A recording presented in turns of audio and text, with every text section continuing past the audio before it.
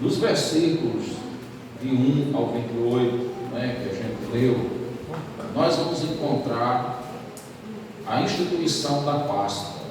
E todo o capítulo 12 do livro de Êxodo está falando sobre a Páscoa. A Páscoa, ela é uma festa judaica, né? Esses dias, alguém pediu para mim um vídeo, uma mensagem, alguma coisa que pudesse falar sobre Páscoa no sentido bíblico. A pessoa disse: pastor, mande aí para mim, mande para mim um vídeo, uma mensagem, qualquer coisa que me fale sobre o verdadeiro significado da Páscoa, né? E aí, esse vídeo que a gente vai passar foi o vídeo que eu compartilhei com essa pessoa, que a gente vai estar trazendo para vocês também. Então veja bem, a palavra Páscoa, ela vem de uma palavra grega, é uma palavra hebraica, chamada Peshá, que significa passagem. E ela se refere ao momento em que o anjo destruidor, ele passa em toda a terra do Egito, sobrevoando as casas dos israelitas, para que Deus pudesse fazer a aplicação da 10ª praga, que era a morte dos primogênitos na terra do Egito. Então, a Páscoa propriamente dita, ela não é uma festa cristã, ela é uma festa judaica. Ela foi praticada no judaísmo e ainda hoje é praticada pelos judeus ortodoxos. Qual o significado que ela vai ter para nós? É quando nós pegamos a interpretação do que ela representa, do que ela simboliza, e nós trazemos para o Novo Testamento e aplicamos a Cristo e ao seu sacrifício. Porque a Páscoa, ela foi para a terra do Egito um dia de juízo final. Foi uma espécie de apocalipse para os egípcios. E foi um dia de salvação, né, de arrebatamento. Nós podemos usar essa figura, falamos para a igreja, para o povo israelita. Foi o dia em que Deus derrotou a Faraó e o seu exército e libertou o povo de Israel da escravidão do Egito, que era tanto uma escravidão espiritual, porque o povo vivia em uma terra pagã e não cultuava livremente ao Deus de Israel, quanto uma libertação política e uma libertação social, porque eles deixaram de ser escravos de Faraó e foram para uma terra onde seria a sua pátria, onde seria a sua terra dada por Deus para que eles fossem abençoados com uma terra que manda leite e mel. E aí, essa salvação, quando nós trazemos para a figura do Novo Testamento, nós temos no sacrifício de Cristo, na sua entrega ali na cruz, na sua morte, né, e ressurreição, nós temos a libertação dos nossos pecados, que aí é uma libertação espiritual.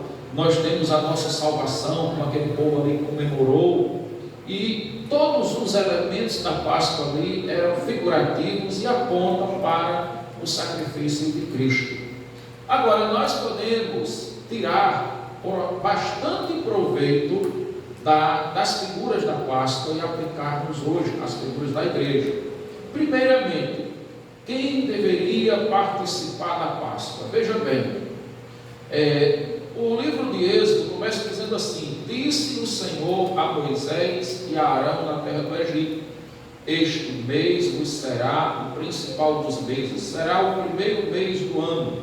Falai a toda a congregação de Israel, dizendo: aos 12 deste mês, cada um tomará para si um cordeiro, segundo a casa dos pais, um cordeiro para cada família. Então veja bem, quem deveria participar da Páscoa? Nós estamos dizendo que Páscoa traz essa ideia de quê? De salvação. E Deus estava fazendo ali uma aliança com toda a nação de Israel, trazendo assim da linguagem maior, descendo para as tribos, para as famílias e para os indivíduos. Ou seja, a salvação de um povo, de uma nação, a salvação de tribos, a salvação da família e a salvação individual. Toda a nação de Israel deveria participar da Páscoa. Todos deveriam comer do Cordeiro. Todos deveriam participar daquela ceia, porque ali representava o Cristo, né? A figura do Cristo que estaria sendo entregue. Aquele Cordeiro que seria morto, ele representava Jesus, que na nova aliança veio entregar a sua vida por nós. Então, nós podemos perceber, meus irmãos, que Cristo, ele aparece figuradamente aqui, sendo pregado a cada um individualmente. E aí, como é que nós podemos interpretar isso hoje como crentes em Cristo Jesus? Será que nós estamos partilhando o Cordeiro de Deus com os nossos parentes, com a nossa família? Será que nós entendemos que Cristo, ele é para a família, é para cada membro da nossa família que ainda não aceitou Jesus, mas que o projeto de Deus é que ele possa comer a carne e beber o sangue de Cristo? Jesus disse: quem não comer a minha carne, não beber o meu sangue, não tem parte comigo. Quem não participar da ceia do Senhor, quem não se alimenta do Cordeiro de Deus que tira o pecado do mundo, não pode ter salvação, não pode ter perdão do pecado. E eu vou mostrar isso a você aqui, por quê? Porque o próprio texto traz essa orientação, quando Deus disse a Moisés: olha, Moisés, todos os membros da família deverão comer do Cordeiro, e quem comer do Cordeiro, a família vai passar o sangue nas vergas das portas, e todos vão ficar ali dentro de casa. Por quê? Porque quando passasse o sangue nas vergas da porta, o anjo destruidor, ele ia passar voando, ele olhava na porta, e aonde ele visse o sangue, ele sabia que ali tinha alguém que estava coberto pelo sangue do Cordeiro. Aquele que estava coberto do sangue do Cordeiro é porque ele sabia o significado daquilo. Ele tinha feito conscientemente uma aliança de servir ao Senhor. Por isso que ele vai dizer: olha, não fique ninguém do lado de fora, porque se ficar do lado de fora, quando o anjo passar, aquela pessoa vai morrer. E aquela casa que ele olhar na porta e não tiver o sangue, o anjo destruidor entrará ali e matará o primogênito, desde os animais até ao filho do dono da casa, né? Então ele ia desde o chiqueiro, como a gente diz, pegava o primeiro pinto, ia no curral, pegava o primeiro bezerro, ia lá no chiqueiro das cabritas, pegava o primeiro bode, pegava o primeiro peru, tudo que fosse primogênito. Depois ele ia lá no quarto da família e matava também o primeiro filho, para que houvesse o juízo de Deus, choro e clamor sobre a terra do Egito, como Deus havia falado. Então aquele dia foi um dia, meus irmãos, de juízo final, foi um apocalipse para a terra do Egito, mas foi um dia de salvação para o povo judeu, para o povo hebreu, né? Para aqueles que fizeram a aliança com o Senhor. E a Bíblia diz que haverá um dia em que Jesus vai voltar. E quando Jesus voltar, todo aquele que estiver coberto com o sangue de Cristo na sua vida, que tiver aceitado Jesus como Senhor e Salvador da sua vida, ele vai ser arrebatado, vai ser levado para o céu para morar com o Senhor.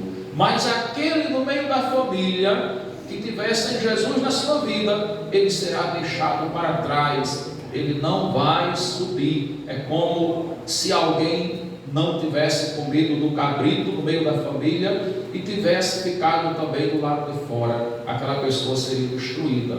Então veja que no versículo 4 ele traz essa noção dessa salvação universal, né? No sentido de serem todos os membros, todos os patriotas daquela nação que Deus estava salvando, todos os membros da família, quando ele diz no versículo 4: mas se a família for pequena para o Cordeiro, então convidará ele o seu vizinho mais próximo, conforme o número das almas, conforme o que cada um puder comer, por aí calculareis quantos bastem para o cordeiro. Então, cada alma, cada pessoa deveria comer a carne do cordeiro. Versículo 7: tomarão o sangue e o porão em ambas as ombreiras e na verga da porta, nas casas em que o comerem. Então o sangue estaria apenas nas casas dos israelitas, nas casas daqueles que o comerem. E aí, meus irmãos, o anjo destruidor, ele iria respeitar o sangue, né? E a gente sabe que na volta de Jesus também, quando Jesus voltar, vai começar o Apocalipse. Deus vai começar a julgar a terra. Os homens e mulheres de todas as nações que não têm o sangue de Cristo na sua vida irão enfrentar o juízo de Deus e não haverá escapatória. Assim como naquele tempo não havia como fugir, não havia como escapar a não ser pelo sangue do Cordeiro, também não haverá como alguém fugir nos dias em que Jesus voltar, a não ser pelo sangue do Cordeiro de Deus que tira o pecado do mundo, né? Então ele vai dizer também no versículo de número 11, ele diz: desta maneira comereis lombos cingidos, sandálias nos pés e cajado na mão, comereis à pressa, é a Páscoa do Senhor. Era a passagem do Senhor em toda aquela terra, e o povo deveria ter pressa para esse momento de salvação, esse momento de juízo. Também nós encontramos outra figura aqui, meus irmãos, com respeito à urgência da salvação. Assim como Deus, através de Moisés, fez um apelo para que urgentemente eles se preparassem, para que eles se vestissem decentemente, para que eles se ataviassem e eles estivessem organizados para aquele momento. Hoje a Bíblia faz um apelo para que a igreja do Senhor se vista de vestes de santidade, que a igreja do Senhor se vista de vestes de pureza, para que a igreja do Senhor ela se prepare urgentemente, porque logo o Senhor vai passar por toda a terra e ele vai arrebatar os seus escolhidos, né? Versículo 12, ele declara o juízo e diz: porque naquela noite passarei pela terra do Egito e ferirei na terra do Egito todos os primogênitos, desde os homens até aos animais. Executarei juízo sobre todos os deuses do Egito. Eu sou o Senhor.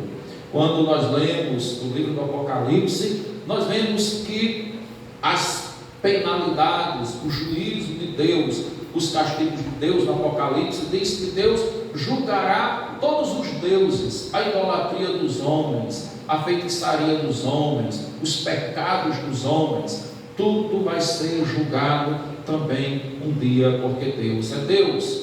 E aí o versículo 13 diz assim: o sangue vos será por sinal nas casas em que estiverdes. Quando eu vir o sangue, passarei por vós, e não haverá entre vós praga destruidora, quando eu ferir a terra do Egito. Este dia vos será por memorial, e o celebrareis com solenidade ao Senhor. Nas vossas gerações o celebrareis por estatuto perpétuo. Veja bem, aqui nós vemos que aquele dia de salvação, ele era um dia que deveria ser comemorado. Era um dia de memória em todas as gerações, todo Israel, todos os anos, perpetuamente, eles devem estar comemorando ao Senhor, né? E aí nós vamos ver que na ceia do Senhor, quando Jesus ele simplifica ali aquela ceia de Páscoa e ele oferece pão e vinho aos discípulos, ele vai dizer que nós também deveremos estar comemorando a ceia do Senhor. E aí, meus irmãos, vem de novo a figura da igreja com Israel.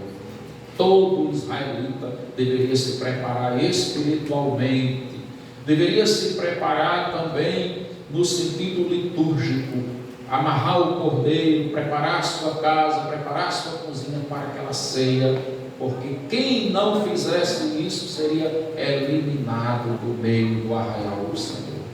Eu fico hoje pensando, para a vergonha de muitos crentes, que não se batizam porque não querem ter compromisso com Cristo. Isso é uma tentativa de trapacear Deus. É como se dissesse: Senhor, eu quero o céu e o mundo. Deus não se deixa trapacear. A Bíblia diz que de Deus não se zomba. Deus não é criança, irmãos, Deus não é bobo. Tem tanta gente que é tão boba, espiritualmente, intelectualmente, aonde você pensar, que elas acham que elas podem trapacear até Deus, né? Porque quando o cara diz assim: olha, eu aceitei Jesus, quero ir para o céu, mas eu não quero me batizar. Eu não quero me batizar, eu não quero assumir compromisso com Deus. Você quer que Deus assuma compromisso com você, mas você não quer ter compromisso com Deus. Que brincadeira é essa, né? Outros até se batizam, mas quando é o culto de Santa Ceia, dizem: não, eu não estou preparado. Por quê? Isso demonstra falta de responsabilidade espiritual. Você está brincando com Deus, negligência na vida espiritual. Olha que aqui Deus vai fazer um alerta. Por isso a gente está hoje refletindo qual é o verdadeiro significado da Páscoa. Será que quando você lê isso, você apenas diz: isso aqui houve lá, foi lá daquele tempo, lá ficou lá no Velho Testamento? Não, gente, isso está presente hoje. Os deveres, as responsabilidades espirituais, né? As simbologias. Paulo diz lá em 1 Coríntios que tudo que foi escrito do Velho Testamento serve para nós hoje, porque é figura da realidade que nós vivemos. Se eles viviam no tempo das figuras e a responsabilidade era tão séria, sendo a aliança confirmada por sangue de cordeiros, sangue de bodes, literalmente falando, muito mais séria, meus irmãos e irmãs, é a responsabilidade para nós hoje, sendo que ela foi confirmada pelo sangue de Cristo, o Filho de Deus, aquele que nunca pecou. Vocês não acham?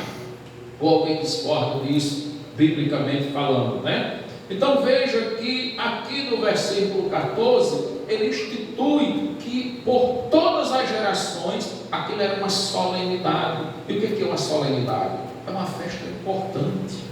Vocês acham que Deus diria ao seu povo que todos os anos fizessem aquela mesma festa, comemorassem, passassem 7 dias, uma nação inteira cultuando a Deus, parasse todo o trabalho para cultuar, se não fosse aquilo um ato tão importante? Aí eu pergunto mais uma vez para vocês: se era importante sendo simbólico, muito mais importante é hoje para nós como igreja, que vivemos aquilo que a Bíblia mesmo diz que não é mais simbólico, mas é a realidade do que Deus preparou para nós, né? Deixa eu trazer para vocês mais um outro versículo aqui, onde no versículo 17 ele diz assim: guardai, pois, a festa dos pães asmos, porque nesse mesmo dia tirei vossas hostes da terra do Egito. Portanto, guardareis este dia nas vossas gerações por estatuto perpétuo. Vai falar aí do cordeiro, dos pães asmos, das ervas amargas, que eram do vinho, que eram os alimentos que eram oferecidos ali. Versículo de número 19: por 7 dias não se ache nenhum fermento nas vossas casas, porque qualquer que comer pão levedado será eliminado da congregação de Israel, tanto o peregrino como o natural da terra. O fermento, ele aparece no Novo Testamento como uma simbologia do pecado. Jesus certa vez disse assim: guardai-vos do fermento dos fariseus. Quando se bota o fermento na massa, a massa incha. E essa inchação representa a inflamação do pecado, né? Não é inflamação no sentido literal, mas o pecado que incha, o pecado que inflama a alma, o pecado que adoece. E Jesus vai dizer para os discípulos: olha, guardai-vos do fermento dos fariseus. Os discípulos naquele momento pensavam até que eles estavam falando desse fermento natural, mas Jesus, aí vão perguntar a Jesus, depois Jesus vai dizer que se referia à doutrina dos fariseus, aos ensinamentos errôneos que levavam os homens para caminhos distantes de Deus, aos pecados dos fariseus. E aí, meus irmãos, mais uma vez, nós chamamos a atenção nesse texto com respeito à responsabilidade espiritual de nós tirarmos o pecado das nossas vidas, de nós tirarmos aquilo que contamina, de nós tirarmos aquilo que não agrada a Deus, né? Porque ele disse que se alguém ali no meio do povo comesse pão com fermento, essa pessoa seria eliminada do meio do povo, do meio da terra, tanto o natural quanto o peregrino, o forasteiro que estivesse ali. E aí, mais uma vez, a gente traz esse conceito de quê? Da santidade universal de Jesus, né? A Bíblia diz que em Cristo não existe judeu nem grego, não há gentil e nem judeu. Todo aquele que creu em Jesus é salvo pelo seu sangue. Mas Jesus Cristo lhe representa o quê? O pão vivo que desceu do céu, o pão puro, o pão sem fermento, a vida sem pecado em Cristo Jesus, que todos nós somos desafiados a vivermos no dia a dia, e aquele que não vive na santidade de Cristo também não será levado para o céu. Porque a Bíblia diz que o Senhor nos salvou pela graça, mas a graça para andarmos em boas obras. Aquele que realmente está na graça, não tem como você viver na plenitude da graça de Deus e você viver a mesma vida de pecado. Porque a Bíblia diz que aquele que Cristo libertou, ele é livre. Se o Filho vos libertar, verdadeiramente sereis livres. Então, aquele que foi livre em Cristo Jesus, ele vive a liberdade que o Senhor lhe deu. Se não está vivendo, tem alguma coisa errada, tem fermento, né, no pão, tem alguma coisa que precisa ser trabalhada. E aí, nós vamos mais uma vez ver no versículo 20: nenhuma coisa levedada comereis em todas as vossas habitações, comereis pães ásperos, pão sem fermento. Então, meus irmãos, o que está fermentando o nosso pão? Né? O que está maculando a nossa fé? Será que nós estamos comendo na nossa vida espiritual o pão puro? Jesus disse: eu sou o pão vivo que desceu dos céus. Que tipo de alimento as nossas almas estão recebendo? Será que nós estamos comendo do pão vivo que é Cristo, e depois nós comemos do pão deste mundo, depois nós comemos o pão fermentado? Nós estamos fermentando o pão que Deus nos deu, ou nós estamos comendo o pão ácido, o pão sem fermento, como Jesus nos mandou? Logicamente que os irmãos não estão entendendo aqui que eu estou falando do pão que você compra na padaria, né? Que é fermentado, que a gente vai comer, e que não é isso que Jesus está falando. Mas Jesus está falando da questão espiritual da nossa alma. Tá certo, irmãos? Versículo de número 21 diz assim: chamou, pois, Moisés todos os anciãos de Israel e lhes disse: escolhei e tomai cordeiros segundo as vossas famílias e imolai a Páscoa. O que nós estamos vendo aqui, né? Esse chamou Moisés mostra o compromisso profético. Moisés passou para o povo aquilo que tinha recebido do Senhor. Algo muito parecido com as instruções de Paulo lá no capítulo 11, 1 aos Coríntios, quando ele diz assim: porque eu recebi do Senhor. E ele vai ali então passar as instruções para a igreja de como deveria celebrar a ceia do Senhor. Isso mostra a responsabilidade profética. O profeta, meus irmãos, ele tem o dever espiritual e moral. É o dever com Deus e o dever com a igreja de passar a verdade. E aí, quando nós chegamos para vocês e falamos dessa responsabilidade cristã, de que vocês, aquele que aceitou Cristo deve buscar o seu batismo, aquele que é batizado deve se consagrar, se preparar para participar da Santa Ceia, nós estamos exercendo essa autoridade profética e essa responsabilidade profética, porque somos responsáveis diante de Deus. Quando o profeta conhece a verdade de Deus e ele esconde a verdade do povo, o profeta paga também pela sua negligência profética, e o povo paga também porque por falta de conhecer, o povo vai cair no pecado, né? E mesmo que o profeta esteja levando a palavra bonita, enganando, o povo vai ser castigado por Deus. Mas quando o profeta fala a verdade, o profeta cumpre a sua missão, e o povo tem a oportunidade de ouvir a verdade e de sair do pecado, de sair do castigo e ir para a bênção. Mas se mesmo assim negligenciar e não der ouvido à verdade de Deus, o povo pagará pelas suas ações, certo? Então, nós estamos aqui trazendo, essa palavra. O versículo de número 27, ele diz assim, versículo 26, ele diz: quando vossos filhos vos perguntarem, que rito é este? 27, respondereis: é o sacrifício da Páscoa do Senhor, que passou por cima das casas dos filhos de Israel no Egito, quando feriu os egípcios e livrou as nossas casas. Então o povo se inclinou e adorou, e foram os filhos de Israel e fizeram isso, como o Senhor ordenara a Moisés e Arão, assim fizeram.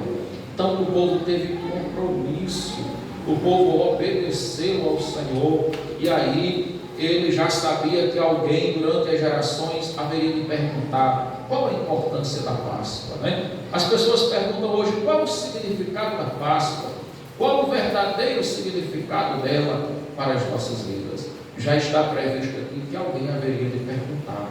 E aqui ele diz que era a passagem do Senhor para ferir os egípcios e para salvar o povo. E o povo adorou a Deus. Então, amados irmãos, a instrução da Páscoa, o ensino, o esclarecimento do que é a Páscoa e a memória da Páscoa, ela é para nós motivo de adoração.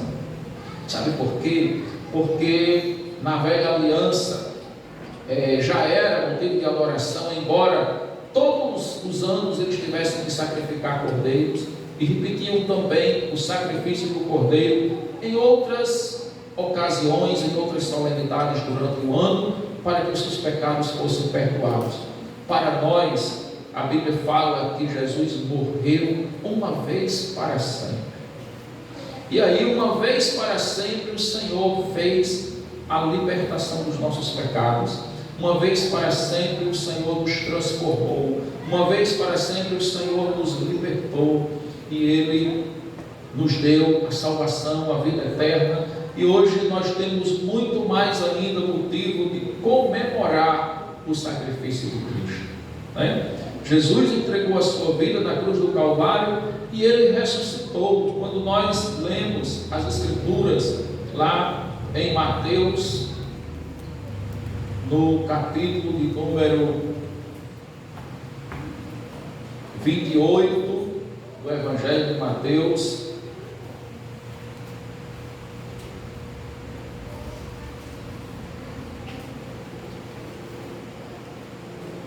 nós vamos ver que Jesus, Ele ressuscitou.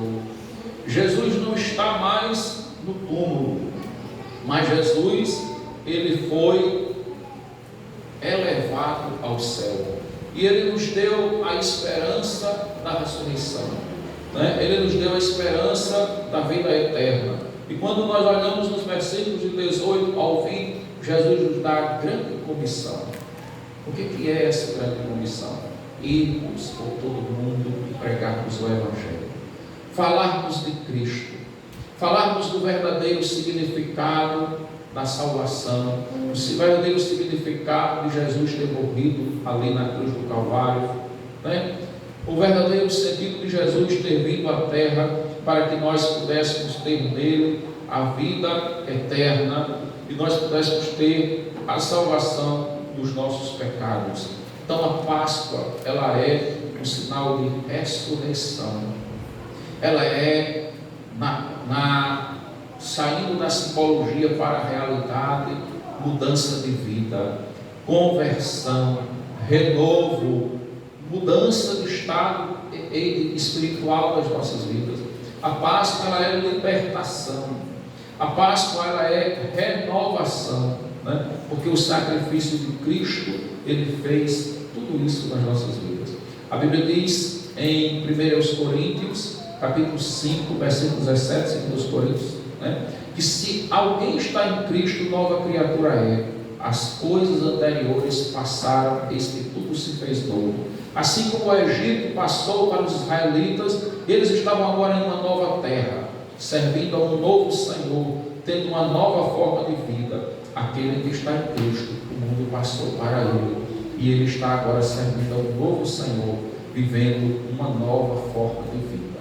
Então eu quero hoje, meus irmãos, deixar essa palavra para vocês, que o Senhor nos abençoe, que Ele aplique esta mensagem no coração de cada um de nós, em nome de Jesus. Amém.